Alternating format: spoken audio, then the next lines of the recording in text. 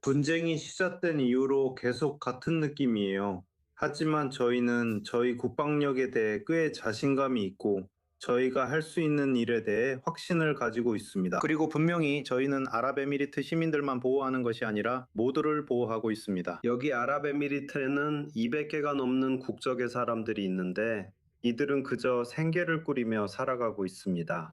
테러 정권이 또 다른 위협을 가해오고 있습니다. 하지만 이것이 바로 우리가 IRGC에게 기대하는 바입니다. 맞아요.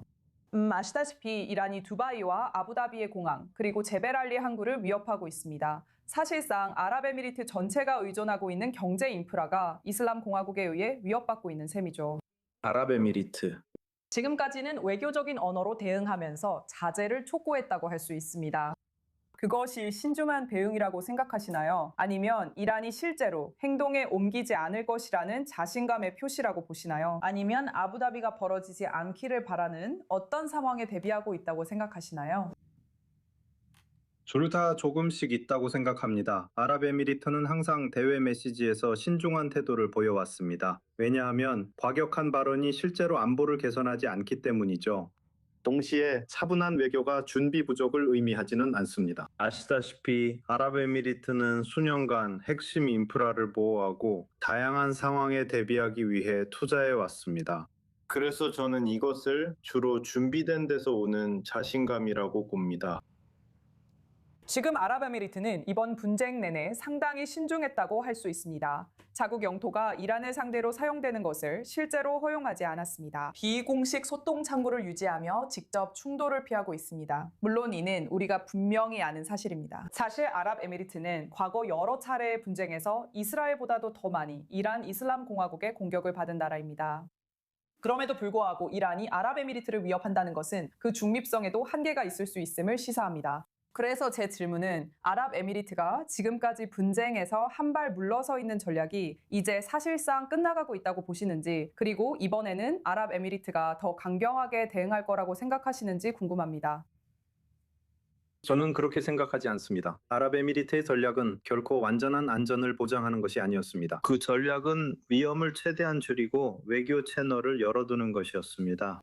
지리적으로 걸프 국가들은 지역 긴장으로부터 완전히 자신들을 고립시킬 수 없다는 뜻입니다. 하지만 공항이나 상업 항만 같은 민간 인프라를 위협하는 것은 무모한 행동이며 지역의 안정을 해칠 뿐입니다. 이란이 위협을 가하고 있다면 이는 아랍에미리트의 대응 방식보다 이란의 압박 강화 의도를 더 잘 보여줍니다.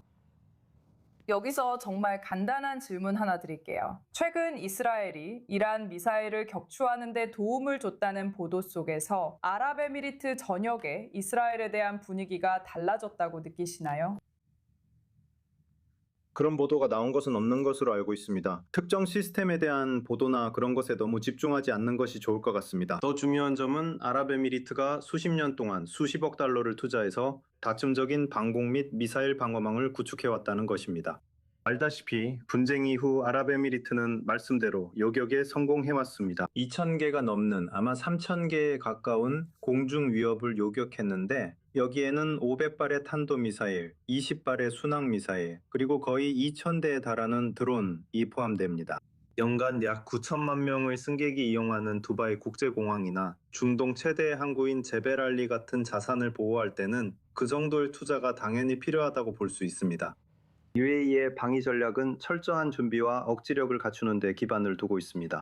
중요한 점은 UAE가 오랜 기간 동안 자국민, 인프라, 그리고 경제를 보호할 수 있는 역량을 갖추기 위해 꾸준히 투자해왔다는 것입니다. 하지만 다시 말해 이란에 대한 감정은 항상 같았습니다. 우리가 말하는 이 정권은 기본적으로 전 세계 모든 사람을 인질로 삼고 있다는 것입니다. 심지어 1대1로 충돌하는 것도 아니에요. 나 아니면 전 세계라는 식이죠. 기본적으로. 내가 무너지면 전 세계도 함께 무너진다는 거예요. 알겠죠? 그게 바로 그런 정서입니다. 알겠습니다, 마지드. 오늘 함께 해주셔서 감사합니다. 흥미로운 견해 들려주셔서 감사합니다. 감사합니다.